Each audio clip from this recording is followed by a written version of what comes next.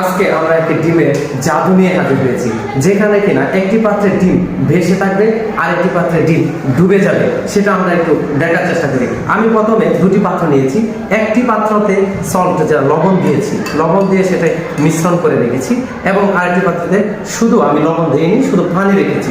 সেই ক্ষেত্রে আমি যদি একটু দেখার চেষ্টা করি, একটি ডিম আমি প্রথম দ্রবণে ছেড়ে দিলাম, দেখা মাত্র দেখা যাচ্ছে ডিমটি সম্পূর্ণ ডুবে গিয়েছে। এখানে কিন্তু ডিমটি ভাসমান অবস্থায় নেই, সম্পূর্ণ ডুবে গিয়েছে। এখন আমরা যেটা দেখবো সেটা হচ্ছে দ্বিতীয় পাত্রে ডিমটি সম্পূর্ণ ভেসে থাকবে। এটাই এক ধরনের ম্যাজিক। একটি পাত্রে ডিম সম্পূর্ণ ডুবে যাচ্ছে, আরেকটি পাত্রে ডিম সম্পূর্ণ ভেসে থাকছে। আমরা এটা একটু দেখার চেষ্টা করি।